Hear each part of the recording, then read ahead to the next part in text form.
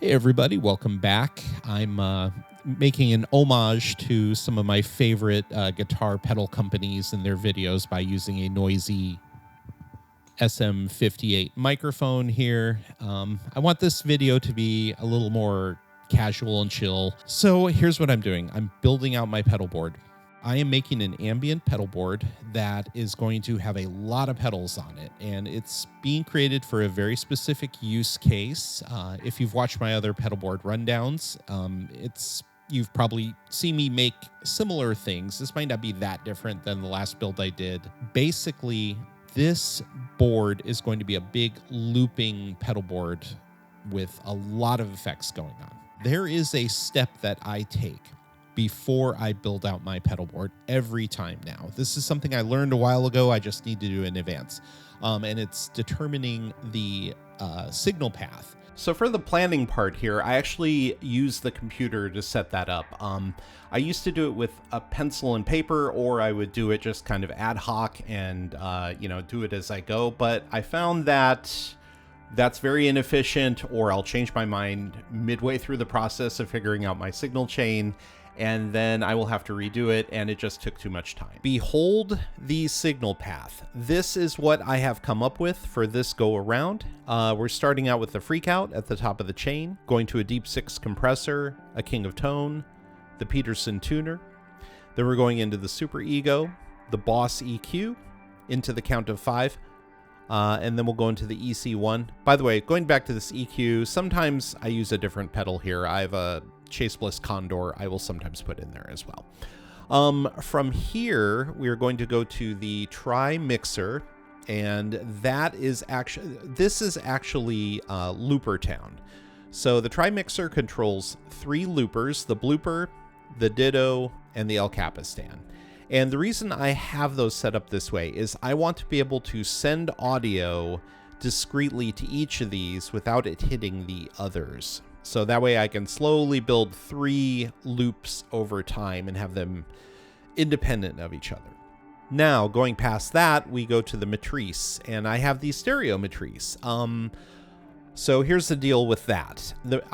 First of all, I actually have a mono loop going in the stereo Matrise, and I'm also coming into it mono and leaving stereo. Anytime you see this little dotted line, that's actually a stereo cable, or that is what I've decided is a stereo cable. I know it doesn't look that way, but that's what it means to me, because there aren't a lot of other options in Mac Freeform. One of the loops coming out of the Matrise stereo is actually the onward pedal for now. This kind of thing can change, but the onward is basically a modifier for these. So over time, I may feed these into the onward. I may feed all the stuff coming out of the Tri Mixer into the onward as well, depending on what's going on at that moment. And anyway, then we're coming out stereo. We're going into the Brig. That's kind of my master end of the chain delay. Then I'm going into the Iridium, and then stereo out of the Iridium into the Night Sky, which I've brought back. Another one I swap out, and then that goes into the Canvas. Now, let me be clear, this signal chain does not address the actual layout on the physical pedal board, and that's the whole different thing, right? Now, there's 2 ways that I've tried to do this. Now, one of them is you could try to go to the Pedal Train. So I have a Pedal Train pedal board, and they have this very cool planner that you could use here. And what you do is you can add your pedal board. So I have a Classic Pro, and then you can sit here and start adding pedals. So you'd be like, oh, cool. Let me put the FreqOut on here. Okay, and hey, there it is. Now you can start planning it out this way to make sure everything fits. So this is a really great tool, and actually I haven't used this in a while, and they really have made it fancy. It's much, much slicker than it used to be. So pretty cool, but honestly at this point I don't use this anymore because I've built my pedal board out enough that I'm pretty familiar with how it needs to lay out. I have all of my cables set up here. I have a guitar cable. I have all of the power cables for the Cioks power supplies here in a big mess. And I, of course, also have all my EBS cables here as well. Now, there's some George-L's stuck in there as well. You may be horrified to see I have everything in a big mess, but I just put that on the pedal board so you can see all the cables that actually are involved in this. I will normally sort them by length and have them in neat little piles so I can get to them easily. I just did that so you could see how much I'm using for this. And then also a guitar cable. That's kind of helpful to test the board. Okay, and here is the raw pedal board. This is a Pedal Train Classic Pro. I think that's what they're calling it nowadays. And I have 3 power supply units under it. Let me show you how I have those mounted.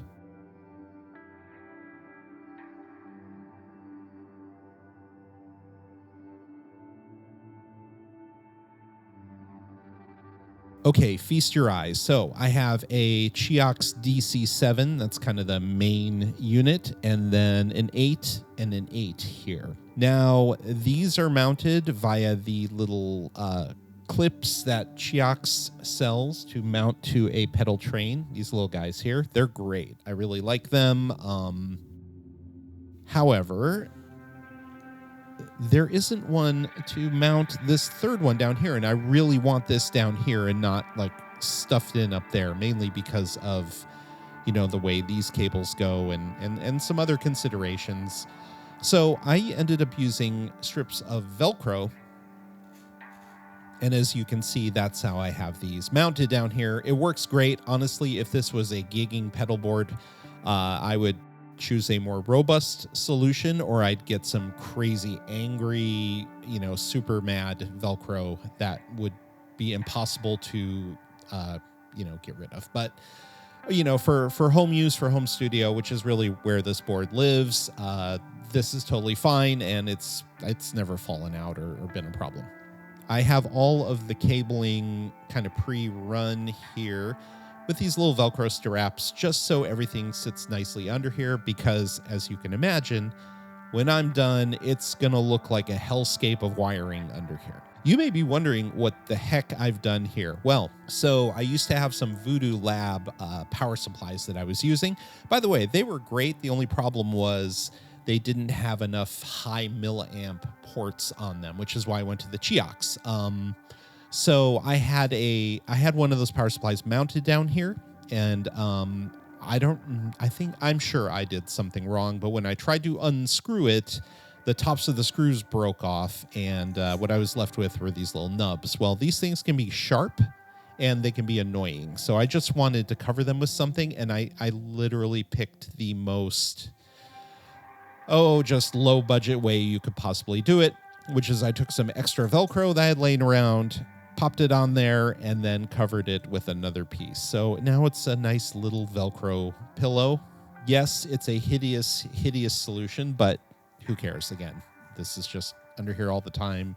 Hasn't gotten in the way. Now you know what that, and by the way, that does kind of make me crazy that that's there. I'm always aware of it, thinking about it and thinking, I hate that shit's there, but I'm not going to drill it out because I feel like that would cause more damage than this is good enough. Anyway, I'm going on too much about that.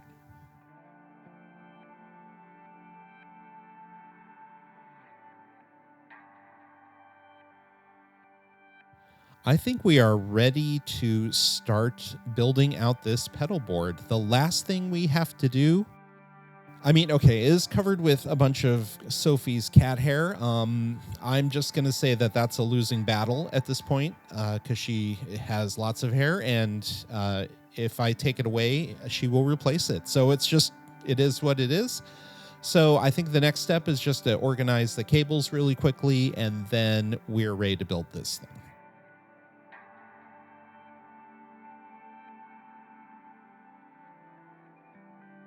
The first pedal in my signal chain nowadays, by the way, actually for a long time now, is the FreqOut. There's several reasons for that. The number one reason is that I want every other pedal in the signal chain to hear it when I kick it in, and I leave it in momentary mode, which means I'll play a note, I'll hold it down, and I will let some feedback kind of, fade in, and then I have a whole video on this pedal, but it's still one of my all-time favorites. So it's first in the chain as always.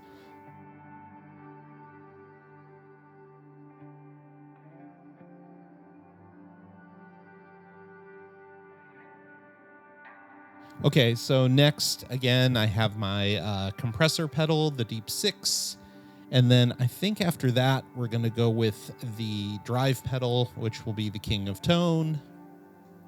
We'll just set that there for now. I'm not really like, I mean, the Velcro I have on the bottom of these pedals tends to vary, but one thing is when I'm at this stage, I don't really want anything too, cranked in or to set in, because I may have to move things around a little bit.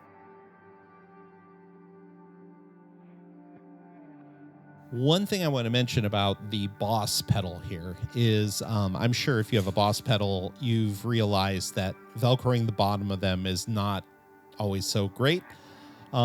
This is a little kind of 3D printed thing that I bought on Etsy or Reverb. I don't remember which one. What's the difference, right? But yeah, I bought it there, and you just screw it into the bottom of your pedal, and that way you can easily mount it to your pedal board. So those things are really, really handy.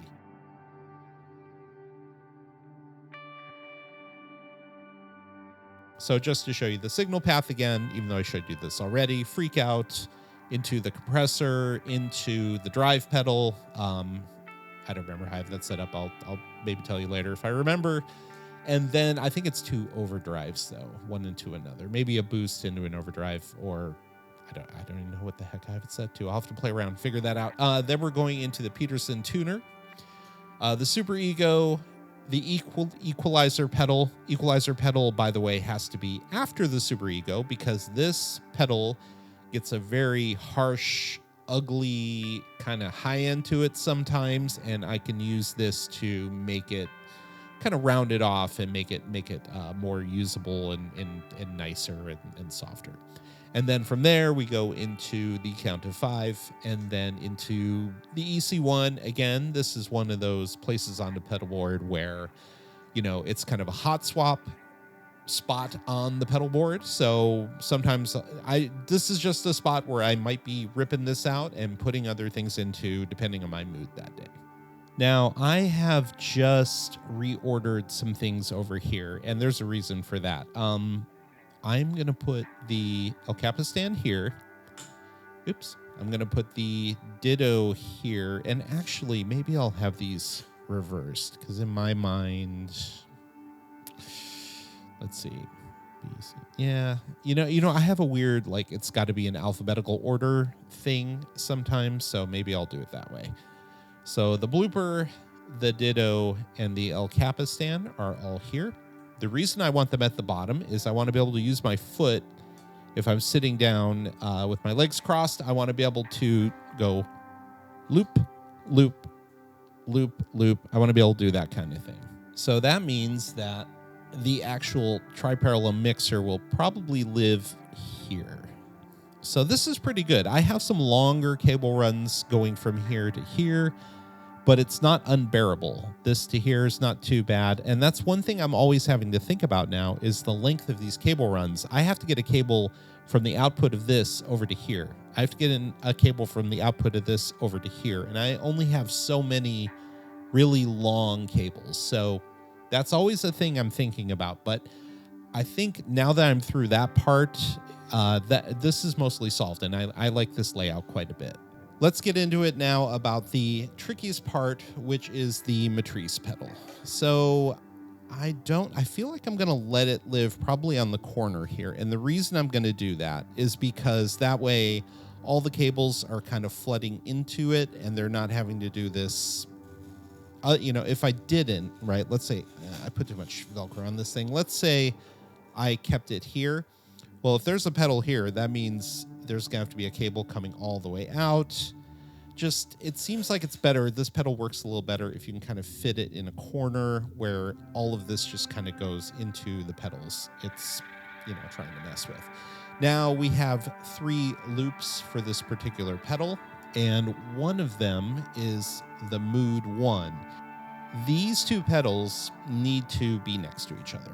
always. And by the way, I just want to let you know this is the first version of the Warp Vinyl. It's one of the first pedals I bought when I started collecting pedals in earnest, and it is a noisy, glitchy, dark thing, and it works with the Mood Mark I so well. These pedals were absolutely made for each other.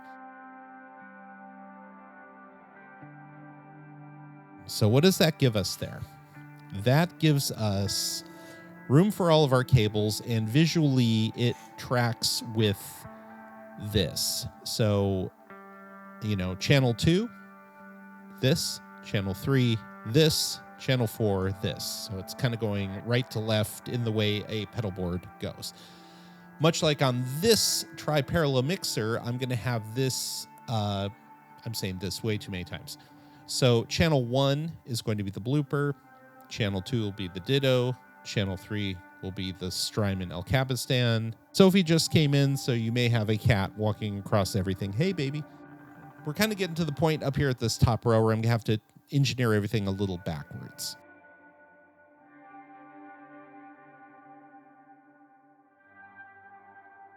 Okay, I may have this figured out at this point. So, hey, you get off there. Okay, here's what I'm thinking.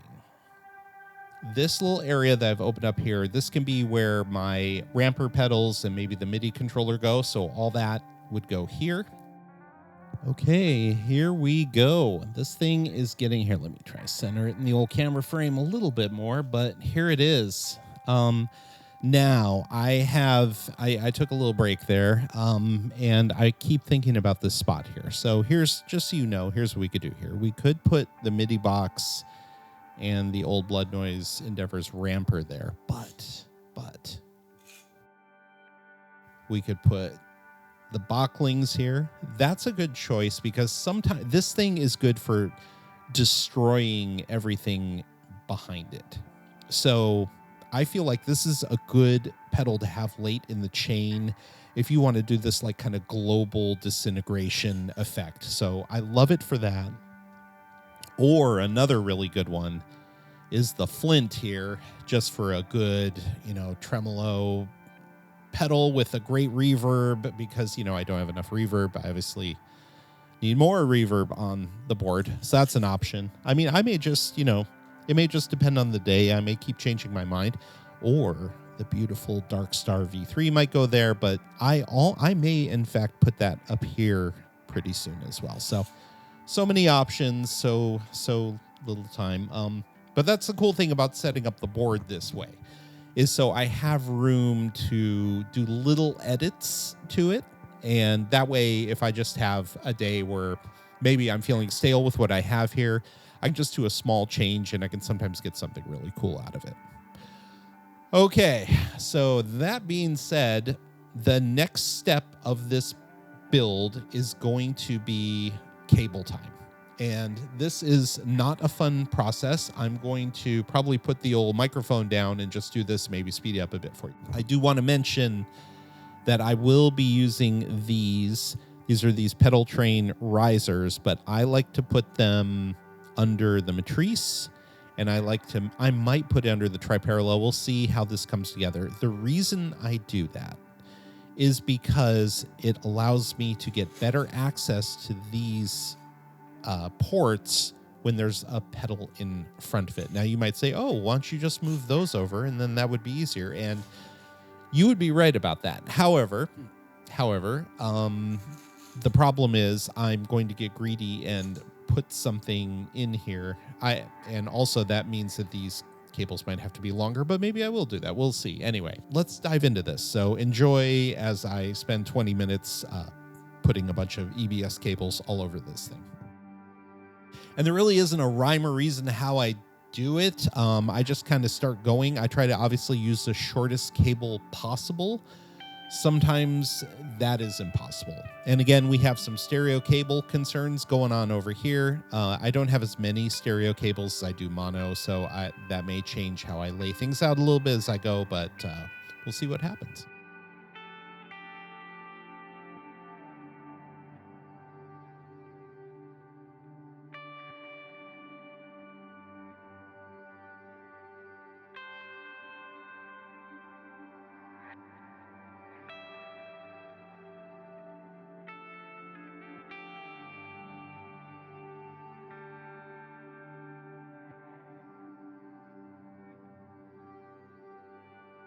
Okay, we got the first part done, and that wasn't too bad. I do want to mention that I did have to ensure that this EC1 was set for mono in, mono out, given that it's in the mono part of the pedal board. But everything else, I just kind of plugged it in.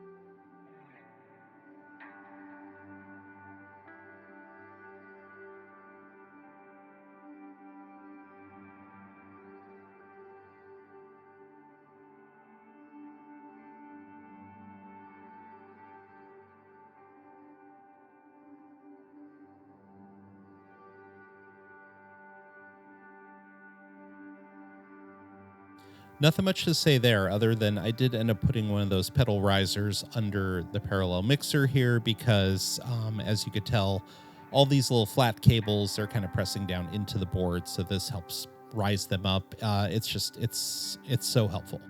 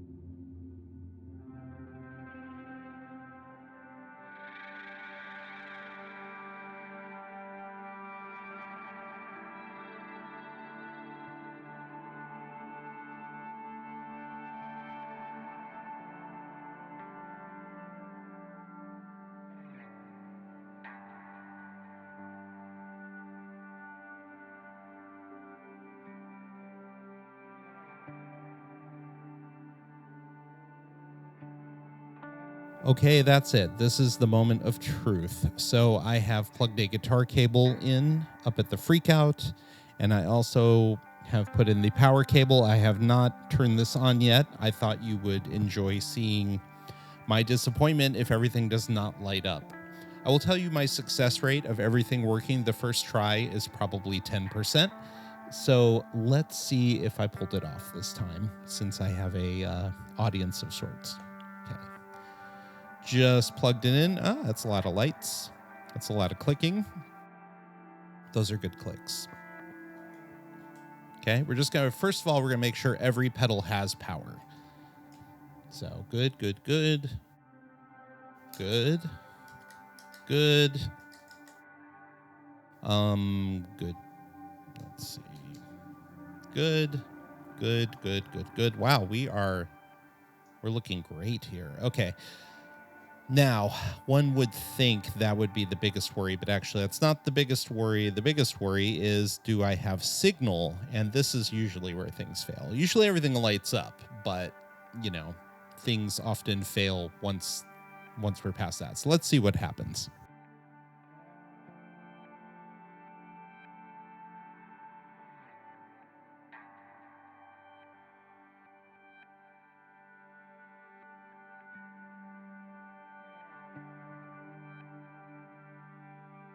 the most hilarious error possible is what was wrong. So the problem was that I had my tuner muted, so everything works. Check it out. I mean, it's not funny that happened, but it's kind of funny. So